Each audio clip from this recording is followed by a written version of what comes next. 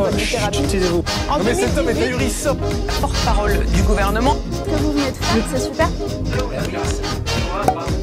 Je vais vous présenter ce sujet, je vous l'ai dit, qui me tient à cœur, qui me prend aux tripes, et je crois qu'il est plus que jamais l'heure de sonner l'alarme sur la question de l'euthanasie en France. Alors, quelques éléments de contexte, on est chez Juste Milieu, vous connaissez la maison. Je vous le dis tout de suite, dans cette vidéo, je ne vais pas vous dire si c'est bien ou si c'est mal. Je ne vais pas vous dire ce qu'il faut en penser. Vous faites absolument ce que vous voulez et j'en ai absolument rien à foutre. Donc on soit bien d'accord là-dessus. Le sujet de cette vidéo n'est pas d'être pour ou contre l'euthanasie. Parce que justement, c'est un sujet important, sociétal, intime, où chacun a un avis et chacun a le droit d'avoir un avis. Il n'y a aucun angle moral là-dedans à dire c'est bien ou c'est pas bien. Donc je vous le dis tout de suite, vous n'aurez pas la réponse à la fin et ce que vous en pensez, je m'en fous en vérité. Vous êtes pour, vous êtes contre, c'est votre choix, ça vous appartient et je n'ai en aucun cas à vous orienter vers une piste ou une autre. Mais si je vous parle de ce sujet-là, c'est qu'aujourd'hui, nous sommes en train d'assister en sous-marin, parce qu'évidemment, ça, on ne vous en parle pas. Hein, on vous parle du voile, du budget, de Macron en Égypte, ça, on voit d'accord. Mais par contre, là, on est face à une rupture anthropologique qui est en train de se dessiner à bas bruit, et curieusement, on ne vous en parle pas. Curieusement, on ne vous en parle pas. Et alors que nous avons un projet de loi qui est en train d'être étudié au moment où je vous parle à l'Assemblée nationale, avec deux zones d'ombre immenses, monumentales, et contre lesquelles tout le monde doit se lever. Et là, vraiment, je quitte le territoire du juste milieu parce que je pense profondément, et je vais vous l'expliquer pourquoi, je pense que tout le monde doit se lever contre ce qui est en train de se jouer.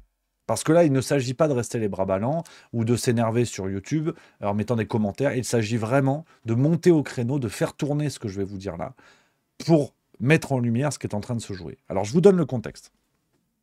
En France, vous avez un projet de loi dit d'aide à la fin de vie, qui est en train d'être discuté, qui est d'ailleurs discuté depuis 2024, sauf que ce projet avait été suspendu à cause de la dissolution en juin 2024. Vous vous en rappelez peut-être, à ce moment-là, le Parlement étudiait ce projet de loi d'aide à la fin de vie, et donc, dissolution faisant, ils ont dû arrêter.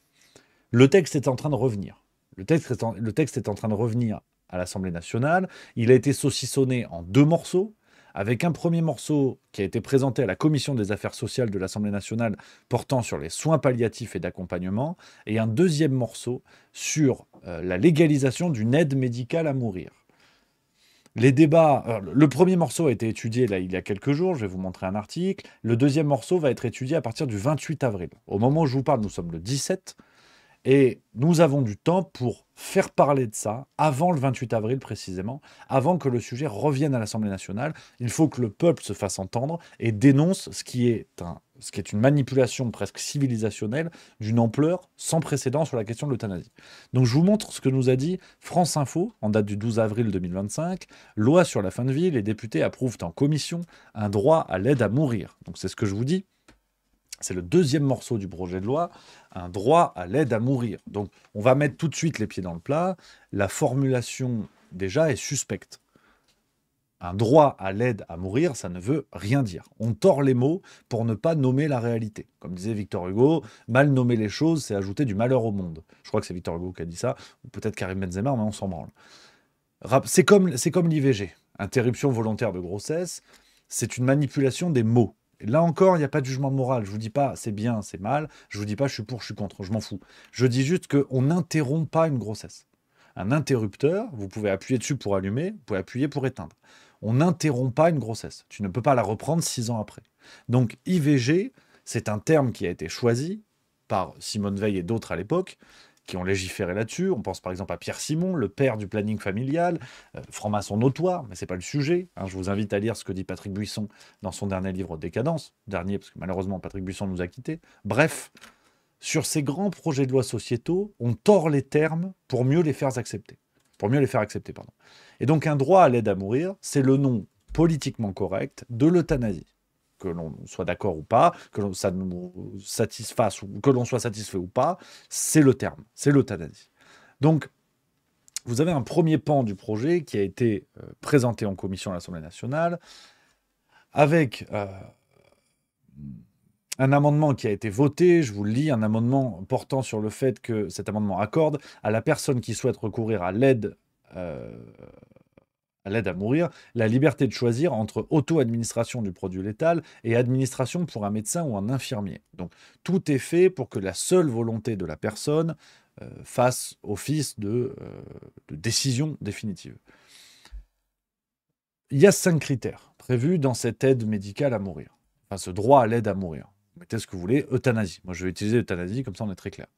Il y a 5 critères qui sont prévus par ce projet de loi pour l'euthanasie. Je vous donne les 5 critères. Avoir au moins de 18 ans. Être français ou résident en France. Être atteint d'une affection grave et incurable qui engage le pronostic vital en phase avancée ou terminale. Réfractaire au traitement ou insupportable. Et enfin, être apte à manifester sa volonté de façon libre et éclairée. Voilà les termes dans lesquels le projet de loi est formulé. Donc on a des termes qui sont encore flous. Par exemple, un pronostic vital en phase avancée ou terminale, c'est quoi phase avancée? Où est-ce que ça commence? Où est-ce que ça s'arrête? On a déjà des problèmes lexicaux qui sont assez clairs. Et pourtant, le projet de loi a été voté dans sa première partie. Pour vous dire à quel point ce projet de loi devrait nous alerter, et ça n'est rien à côté de ce que je vais vous dire, évidemment, vous connaissez la maison, on va monter crescendo, même Bruno Retailleau, qui ne brille pas par son humanité, même Bruno Retailleau a reconnu que c'était un projet d'abandon. Écoutez-le. Vous y êtes opposé, pourquoi? Alors, le texte que j'ai découvert m'a stupéfié. Vraiment m'a stupéfié. Aujourd'hui, il y a un impératif, parce qu'on n'est pas égaux devant la mort. Il y a, selon la Cour des comptes, 400 Français qui meurent chaque jour et qui n'ont pas de soins palliatifs. Ça, c'est terrible. Mais voilà. Donc, même Bruno Retailleau parle d'un projet d'abandon, pour vous dire à peu près où on en est. Mais on va avancer. On va monter crescendo, on va aller à l'essentiel. Ce projet de loi présente plusieurs problèmes.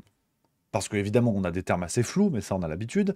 Mais on va rentrer dans les détails. Vous avez, par exemple, vous le savez, dans le monde médical, les médecins ont une clause de conscience. Par exemple, sur des médecins qui ne souhaitent pas pratiquer l'avortement, ils peuvent décider d'activer leur clause de conscience pour ne pas pratiquer l'acte. C'est leur droit, bien que derrière, beaucoup aient eu droit à une campagne sur les réseaux sociaux pour salir leur nom et les accuser d'avoir refusé. Mais cette clause existe. Sauf que le projet de loi d'aide à mourir prévoit un délit d'entrave. Il y a un risque de délit d'entrave qui a été évoqué si le médecin qui active sa clause de conscience n'aiguille pas le patient vers un confrère. C'est-à-dire que vous avez un médecin qui va dire « Moi, je ne veux pas pratiquer l'euthanasie », mais ce médecin a l'obligation de vous aiguiller. Donc, in fine, de faire pratiquer l'euthanasie, alors que lui est contre. On a eu une proposition de loi dans le cadre de ce projet de loi d'aide à mourir par le député Olivier Falorni.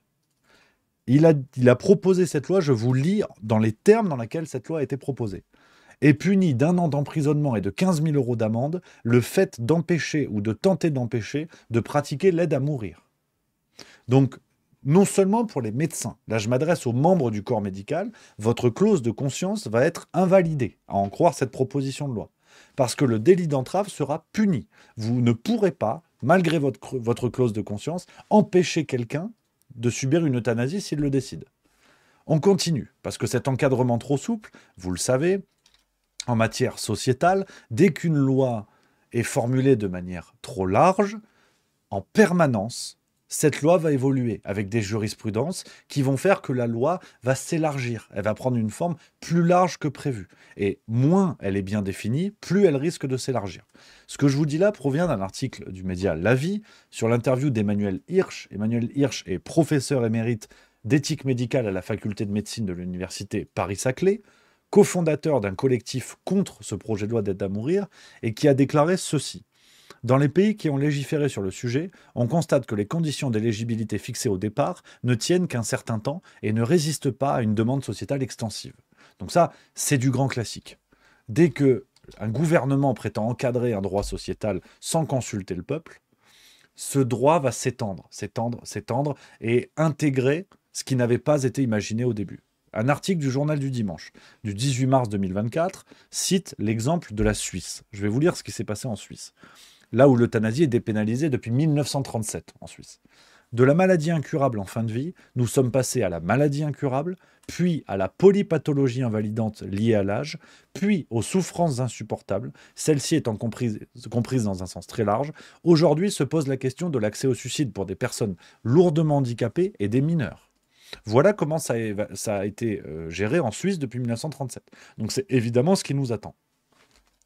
Pour les plus attentifs, vous avez vu, on parle aujourd'hui de suicide des mineurs. Parce que c'est la conséquence logique de ce genre de loi. De manière assez simple, dans une société comme la société française, où vous estimez qu'un individu mineur est suffisamment éclairé et apte à choisir sa sexualité, à choisir des interventions médicales sur sa sexualité pour changer de genre ou de sexe, quand une société ne s'oppose pas aux volontés d'individus mineurs, est-ce que vous pensez franchement qu'elle va s'opposer aux volontés d'individus mineurs concernant l'euthanasie? C'est assez clair. Donc il faut creuser ça. Ce que le projet de loi d'aide à mourir ne dit pas aujourd'hui, il y a 2 zones d'ombre monumentales dont je vous parlais tout à l'heure, qui sont des ruptures civilisationnelles, et je pèse mes mots. La question des mineurs, et une autre question encore plus lourde qui m'a fait m'arracher les cheveux, je ne vais pas vous mentir. Sur les mineurs. Accrochez-vous parce que là, on en arrive à quelque chose de costaud. Je ne l'avais pas vu venir quand j'ai préparé la vidéo, mais c'est assez dingo. Sur la question des mineurs, lors de la première session d'étude de ce projet de loi d'aide à mourir, c'est un article du Monde du 12 juin 2024, on nous explique que des amendements ont été rejetés, des amendements qui envisageaient déjà l'extension de l'aide à mourir pour les mineurs. Les députés s'étaient mobilisés et ont rejeté ces amendements. Sauf que la dissolution de juin 2024 a rendu les articles votés caducs. En gros, on repart à zéro. Et là, il n'y a pas eu d'amendement pour l'instant. Il n'y a pas eu d'amendements qui ont été votés contre l'extension de l'euthanasie aux mineurs. Donc, je vous le redis, dans une société où la volonté de l'individu vaut tout et prime sur le reste, la société doit s'y plier. Donc, c'est ce qui nous attend. Si rien n'est fait, on autorisera l'euthanasie pour les mineurs. Et sur des motifs, comme je vous l'ai dit, qui sont très larges et déjà mal définis. Donc, peut-être que pour une dépression, on pourra demander l'euthanasie à 15 ans, pour se rendre compte un petit peu de la chose. On a quelques exemples, je vous ai pris de la situation par exemple de la Belgique, qui a autorisé l'euthanasie sans limite d'âge en 2014, 12 ans après l'avoir autorisé pour les adultes, et les Pays-Bas aussi, qui a fixé une limite aux enfants de plus de 12 ans. Pour vous dire que ça existe dans d'autres pays, c'est pas un fantasme. Aux Pays-Bas, par exemple, c'est un article du Figaro qui nous dit ça. Je vous montre toutes les sources, comme ça, quand on dira que c'est complotiste, au moins il y a les sources et les fact-checkers se démerderont avec ça. Dans le Figaro, cet article du 14 avril 2023, on apprend que l'euthanasie est possible dès 12 ans depuis 2023, mais qu'elle est possible lorsqu'il s'agit de la seule alternative raisonnable pour un médecin de mettre fin aux souffrances désespérées et insupportables de l'enfant. Aux Pays-Bas, ils ont un encadrement déjà plus clair, que nous n'avons pas dans le texte initial. Mais là, on arrive à un des points saillants de la vidéo. Accrochez-vous, parce que je préférerais que ce soit du complotisme. Honnêtement, je ne vais pas vous mentir, ça m'arrangerait. Parce que si on se pose un petit peu, qu'on respire 12 secondes, on se dit, mais dans un pays sain, qui sont les tarés qui militent pour l'euthanasie des mineurs? Sauf cas gravissimes de maladies incurables et qui créent de la souffrance, comme par exemple les Pays-Bas l'ont fait. Eh bien, en fait, il n'y a pas besoin de chercher. C'est ce que je vous dis, ça ne sert à rien d'être complotiste aujourd'hui parce qu'on vous le dit. Ce projet de loi d'extension de l'euthanasie aux mineurs est poussé par la franc-maçonnerie. Mais c'est officiel. C'est-à-dire que, regardez cet article du Journal du Dimanche du 7 mai 2024, on nous dit « Plusieurs loges maçonniques et l'Association pour le droit à mourir dans la dignité le demandent plus ou moins franchement, relativisant déjà les conditions strictes évoquées par Emmanuel Macron. » Je vous lis le premier paragraphe. Élargir l'aide à mourir aux enfants mineurs, la demande a été clairement formulée par Guillaume Trichard, grand maître du Grand Orient de France, au cours de la table ronde avec les obédiences maçonniques, organisée jeudi 25 avril par la commission spéciale de l'Assemblée nationale sur la fin de vie. Donc, c'est le Journal du Dimanche qui vous le dit. En plus, à l'époque, Bolloré. Donc, tu vois, c'est les vilains du film qui vous le disent. Donc, on vous le dit dans les médias. C'est pour ça qu'il n'y a même pas besoin d'être complotiste et de subodorer que cela pourrait venir de je ne sais quelle secte. On vous dit que des francs-maçons poussent pour ça. Donc au moins, il n'y a pas de secret. Et d'ailleurs, il n'y a pas que les francs-maçons. Vous avez peut-être vu cette séquence. Qu'a dit Sandrine Rousseau à l'Assemblée nationale le 14 avril dernier? Je vous mets la séquence. Merci Monsieur le Président. Moi je suis absolument pour sur le fond qu'on ouvre au-delà avant 18 ans. Parce que je pense qu'en effet à 17 ans et demi on peut très bien prendre cette décision et qu'en fait la souffrance n'a pas d'âge et qu'elle peut très bien être insupportable et avoir et du coup déclencher une demande pour activer la fin de vie. Donc ça, là-dessus j'ai pas de doute. Voilà. Sandrine Rousseau qui vous dit ouvertement, Hein, elle, alors peut-être qu'elle est liée à la franc-maçonnerie, j'en sais absolument rien. Mais en tout cas, c'est une politicienne écolo qui vous dit qu'il faut évidemment ouvrir l'euthanasie aux mineurs. On est clair là-dessus. Mais pour faire une petite pause avant d'arriver dans la deuxième grosse zone d'ombre plus que problématique par rapport à ce sujet, qu'on soit bien d'accord. Évidemment que on peut se poser la question, en cas de, comme les Pays-Bas, souffrance incurable, que rien ne peut tarir et qui rendent la vie insupportable. Ça, on est complètement d'accord. Sauf que, et c'est l'exemple que je vous prenais tout à l'heure, qu'est-ce qui va encadrer le fait qu'un mineur atteint par exemple de dépression, ce qui est très sérieux évidemment, mais ce qui n'est pas incurable, ce qui normalement n'entraîne pas des souffrances comme des maladies neurologiques par exemple, ce mineur-là qui demande l'euthanasie. La société qui n'a pas su dire non pour que des gosses de 14 ans se fassent charcuter en changeant de sexe, cette société-là ne saura pas dire non si un gosse a envie de se faire euthanasier parce qu'il estime que sa volonté doit primer sur le reste. C'est ça qui m'inquiète. On quitte le terrain de la maladie incurable. C'est qu'on va l'ouvrir à tout le monde sur le motif de « je veux », de la volonté individuelle, de l'individu roi qui peut tout, même mineur. C'est ça, si vous voulez, qui me semble important. Il y a bien une scission entre la question médicale et la question individuelle, du désir individuel presque. Mais il y a un deuxième point, et là qui nous fait rentrer dans une zone de cynisme où, sincèrement, vous savez que je ne tiens pas Macron dans mon cœur, mais là, on va encore un cran au-dessus de ce qu'on peut imaginer. Les mineurs, c'est déjà très lourd comme question. Mais il y a l'aspect économique de tout ça. Pourquoi ce projet de loi arrive aujourd'hui ? Ben pour une raison simple, là encore, qui a été publié dans Le Point. Donc je vous le dis, arrêtez d'être complotiste, vous vous fatiguez pour rien, lisez les journaux. Le Point qui nous explique, l'euthanasie permettrait d'économiser 1,4 milliard d'euros par an. Ben oui, ben évidemment. Parce que les personnes, par exemple, en fin de vie, qui ont besoin de lourds traitements médicamenteux pour être dans des conditions de vie supportables, éviter les douleurs, éviter des choses comme ça, ben ça coûte cher, les médicaments. Donc si on leur ouvre la porte à l'euthanasie, on fait des économies. Alors, ah bah tiens, c'est marrant au moment où on nous parle de 40 milliards de dettes à récupérer, enfin 40 milliards d'euros à récupérer d'ici 2026-2027. C'est bizarre. C'est bizarre, là on a un poste d'économie qui ne dit pas son nom, mais c'est une aide à mourir, vous inquiétez pas, on fait tout bien pour vous, évidemment, il n'y a aucun intérêt là-dessus. Alors, j'ai creusé un peu la question, les amis, par rapport à ça, sur le Canada, par exemple. Au Canada, où l'euthanasie est déjà fixé dans les règles que la France envisage, il y a eu un rapport parlementaire qui est sorti en 2020 et qui expliquait, je cite, le gain financier total est estimé à 149 millions de dollars canadiens sur la base de 6 465 personnes et s'explique notamment par les limites du développement des soins palliatifs. Donc c'est exactement ce que je vous dis. On a un article de Valeurs Actuelles du 23 mars 2024, je vous montre, comme ça vous voyez toutes les sources, qui est allé creuser la situation en Belgique. Je vous lis ce qui s'est passé en Belgique. C'est la Belgique, c'est pas un pays à l'autre bout du monde. Une femme atteinte du syndrome génétique d'Ehlers-Danlos a été euthanasiée en 2024, faute d'allocations suffisantes pour vivre. Autre exemple, en 2015, un couple d'octogénaires bruxellois s'est fait euthanasier ensemble car, disait-il, une maison de retraite correcte est trop chère pour le montant de nos pensions. Et je ne vous fais pas un dessin, je ne vous explique pas, vous avez compris l'idée.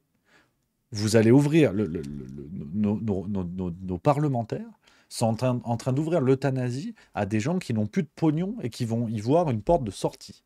Parce que l'État n'a pas su leur répondre. Voilà ce vers quoi on va. Donc on va vers une forme d'incitation à l'euthanasie, une incitation économique. Je vous cite un autre article de Valeurs Actuelles du 19 février 2025, que je vous montre ici, qui prend l'exemple, voilà, donc d'ailleurs l'article qui s'intitule « Quand euthanasie rime avec économie ». Donc c'est ce que je vous dis. Soyez pas complotistes, lisez les journaux.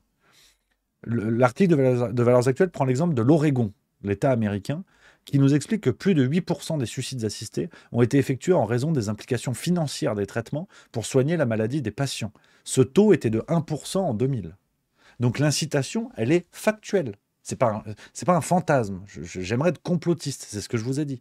Factuellement, vous ouvrez les portes, vous créez une incitation à l'euthanasie. Donc, on en arrive à ce que je voulais vous dire, les amis.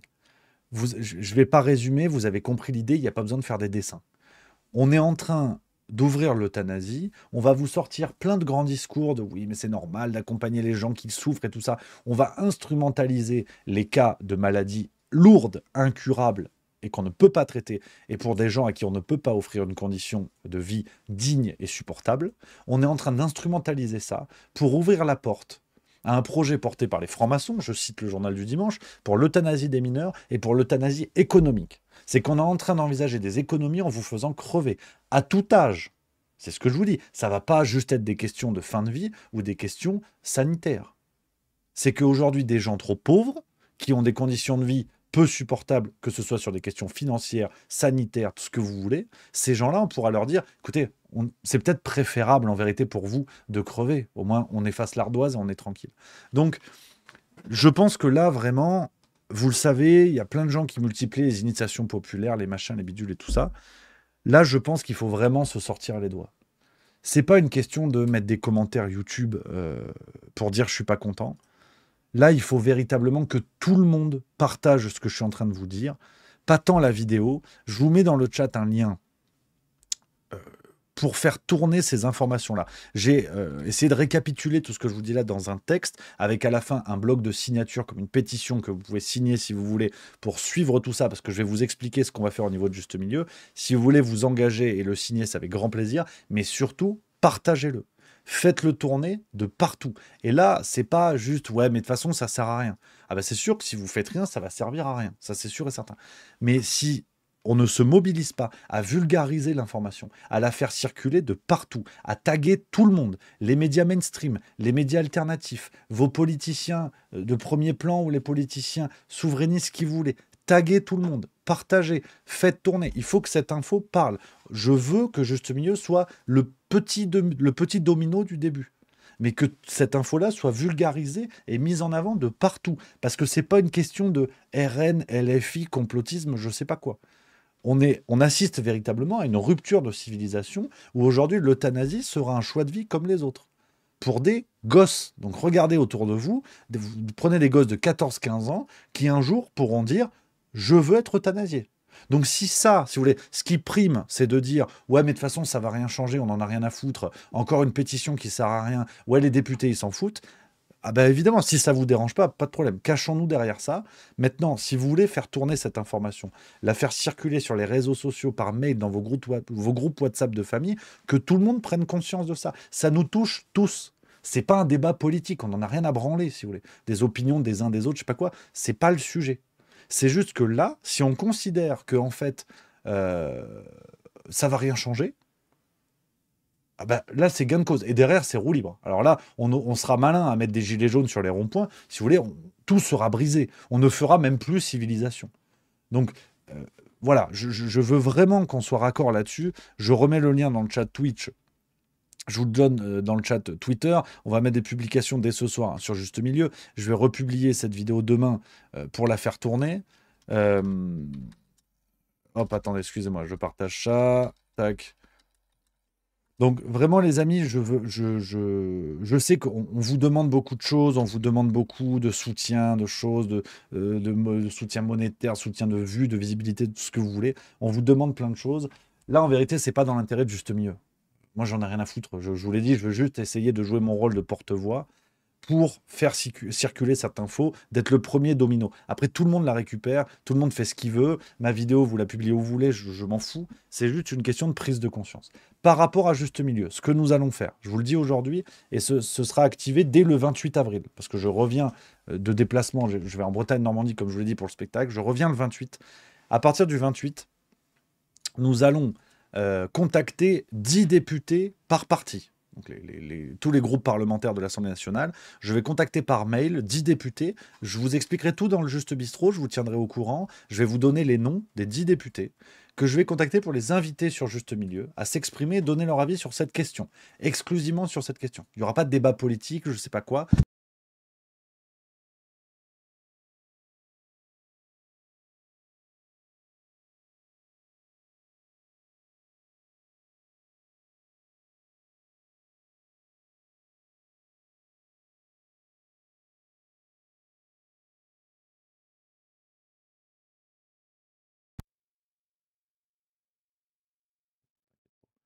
Alors, attends, quand est-ce qu'il revient, Michel? Allô, allô, allô, allô. Propriété, tac, tac, tac. Tac, tac. Normalement, on est bon. Ça remarche pas. Allô? Allô, allô, allô, ça remarche, c'est bon. Excusez-moi, encore un petit peu que j'ai touché le truc, trop d'engouement. Je vous l'ai dit, donc, on va contacter ces 10 députés. La deuxième chose, à partir de 100 000 signatures. Alors, pourquoi 100 000? 100 000, c'est le niveau demandé pour les pétitions sur l'Assemblée nationale, sur le site de l'Assemblée nationale, pour être étudié en commission, justement. Sauf que sur le site de l'Assemblée nationale, on l'a déjà vu, quand il y a des pétitions qui ont franchi les 100 000, ils n'ont pas forcément étudié. Donc, ce qui va être fait, c'est qu'on va atteindre les 100 000 signatures sur notre pétition. Du côté de Juste Milieu, on va constituer un dossier en mentionnant, de manière anonyme évidemment, les signataires. Se joindront les associations qui le veulent, les politiciens qui le veulent, n'importe qui souhaite me contacter, contacter Juste Milieu, faire partager des doléances, on va tout mettre dans ce dossier et je l'amènerai à Paris. Ça vaut pas grand-chose, mais je me rendrai devant l'Assemblée nationale. Ils en ont assurément rien à branler, mais ce sera fait. Ce sera fait. C'est le principe du panache à la française. C'est parce que ça sert à rien qu'il faut le faire. Et évidemment, tous les députés qui n'ont pas répondu seront affichés. Évidemment, ça c'est le principe. Mais au moins d'avoir leur avis. Même ceux qui sont pour, l'idée c'est d'avoir leur avis, de discuter avec eux et juste d'avoir leur avis. Il ne faudra pas dénoncer ceux qui sont pour. C'est leur droit, c'est leur travail de député. Mais juste, voilà, qu'on soit raccord là-dessus, les amis. C'est la première fois qu'on monte. Évidemment, on ne va pas le faire tous les matins, vous vous en doutez. Mais là, je pense que c'est peut-être ce qui me semble le plus grave depuis l'ère Macron. Parce qu'en fait, c'est une synthèse de tout. De l'inhumanité liée au Covid, du mépris pour le peuple, de l'instrumentalisation économique, d'un néolibéralisme galopant. Pour moi, ce qui se passe avec ce projet, c'est la fusion de tout. C'est la fusion de tout ce que notre système peut faire de pire.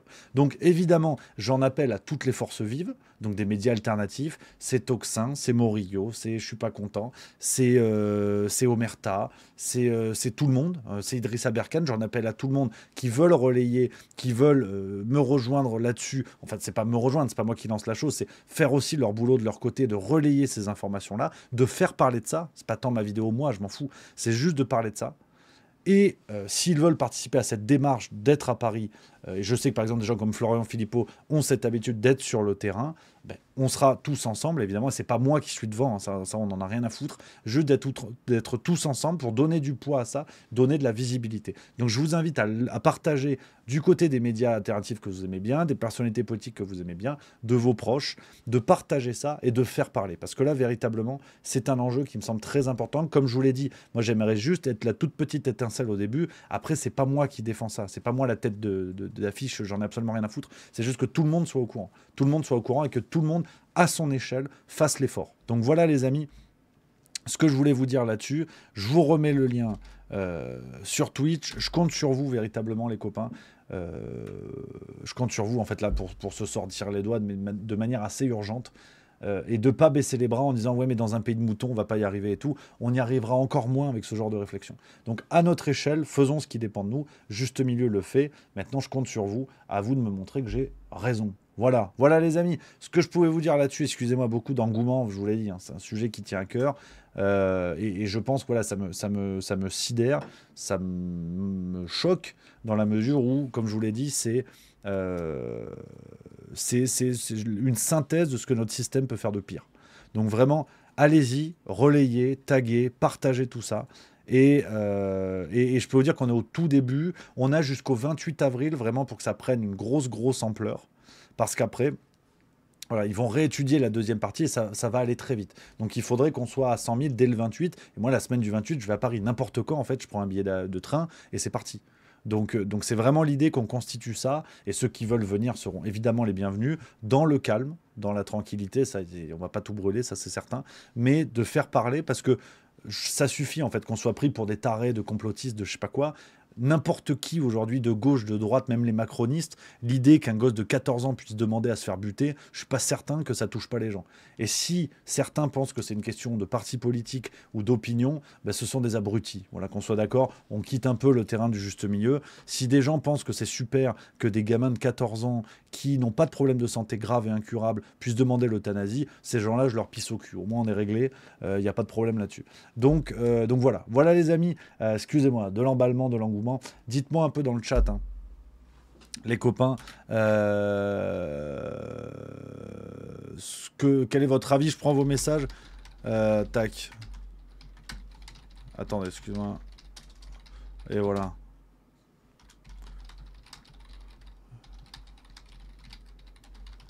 Tac. Dites-moi les amis dans le chat ce que vous en pensez. C'est parti, je prends vos messages. Psytech69FR qui dit prochaine déclaration de Macron, nous sommes en guerre, nous n'avons plus aucun sous-public, nous allons prendre tout ce que vous possédez, mais vous avez la possibilité d'être heureux sans rien posséder. Pour les autres qui ne sont rien et qui ont abandonné, nous avons créé la ligne gratuite pour une euthanasie volontaire. Mais c'est exactement ça. C'est pour ça les amis, je veux pas faire des effets de manche pour pousser ma pétition, je m'en branle. Le format de la pétition, il est intéressant parce qu'il est viral. Et c'est ce qui permet de faire relayer le plus vite possible. Donc je fais ça parce que c'est le format le plus viral. Demain, il y a une autre idée, je ferai autre chose. Là, on fait un Juste Bistrot. La vidéo, on va la mettre demain. On va mettre plein de posts sur les réseaux sociaux dans les jours à venir. Donc l'idée, c'est de faire parler. C'est de faire parler de ça. Donc je suis complètement d'accord avec toi. Il y a un ton un peu blagueur parce qu'il faut mettre un peu de légèreté là-dedans. Mais il faut vraiment se rendre compte quand je parle de rupture civilisationnelle, si on cherche un peu dans les termes, en vérité, un peu dans les étymologies, si vous voulez, on est vraiment sur ce que le néolibéralisme peut faire de pire jusqu'à aller chercher la vie des gens, et y compris la volonté des gens de se reproduire. C'est con ce que je vous dis, mais le prolétaire, comme on dit souvent, le prolétaire, étymologiquement, le prolétaire, c'est celui qui a sa descendance pour seule richesse. C'est-à-dire qu'un prolétaire, il ne possède rien, il possède que ses gosses. Et on rentre dans une société où tout est fait pour dégoûter les gens de faire des gosses, d'avoir une descendance, de laisser quelque chose derrière eux. Donc on fait déjà, idéologiquement, on essaie d'effacer les envies de se reproduire. Hein, c'est le discours écolo, enfin néo-écolo, parce qu'il ne faut pas tout mélanger. Entre Noël Mamère et Sandrine Rousseau, il y a quand même beaucoup de différences.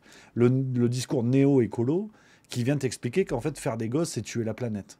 Mais si ton gosse, il arrive sur cette planète, il invente quelque chose pour supprimer le carbone, j'ai n'importe quoi, mais on donne une chance à l'humanité en faisant des enfants. Parce qu'on peut faire des enfants qui vont révolutionner le monde. C'est ça qui est beau. Et donc vous avez des écolos qui dégoûtent les prolétaires d'être des prolétaires. Donc c'est vraiment, après vous, le déluge. Il n'y aura plus rien. Et maintenant, on essaie déjà de les dégoûter de la descendance. Et maintenant, on dégoûte les prolétaires d'être eux-mêmes, d'exister. C'est-à-dire, vous n'avez pas de pognon, vos conditions ne sont pas faciles, l'État a tout fait pour vous, mais vous n'y arrivez pas parce que vous êtes des merdes. Donc il vous reste une piste, c'est qu'on va faire du terreau avec vous, en fait.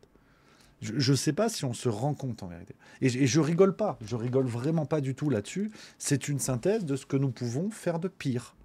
Comme les sacs à viande en période Covid, qu'on filmait en gros plan pour faire peur aux gens, en disant « faites ce qu'on vous dit, sinon vous allez subir cette pandémie de la mort qui tue », on avait instrumentalisé l'image de la mort. Désormais, on instrumentalise le coût de la mort. C'est-à-dire, vous coûtez trop cher. Et si vous n'avez pas à bouffer, ben, il vous reste une solution, arrêtez de nous emmerder. Donc, si ça ne choque pas les gens, qu'est-ce que tu veux que je te dise ? Qu'est-ce que tu veux que je te dise ? Donc je suis vraiment, je suis vraiment remonté là-dessus, les copains. Et je pense que si ça ne prend pas, si ça ne parle pas, si le sujet n'est pas médiatisé, déjà dans les sphères alternatives et au-dessus, c'est qu'on a perdu, en fait. C'est qu'on a perdu, et en vérité, tout ce qu'on fait ne sert à rien. En fait, ça sert à rien. Si ça, on est prêt à l'accepter en disant, oui, mais bon, c'est pas le sujet, puis bon, une pétition, ça sert à rien, puis, ouais, mais en fait, bon, Macron, mais en fait, Le Pen, mais en fait, il y a d'autres sujets. Si ça marche pas, bon, bah voilà. Donc j'engage véritablement l'image de Juste Milieu là-dessus, et je sais que ça va le faire, parce que je refuse de croire que les gens s'en foutent. Sinon, c'est fini, quoi. Sinon, je pense qu'on a perdu le match. Donc voilà un peu, les amis, ce que je voulais vous dire là-dessus, sur ce sujet-là.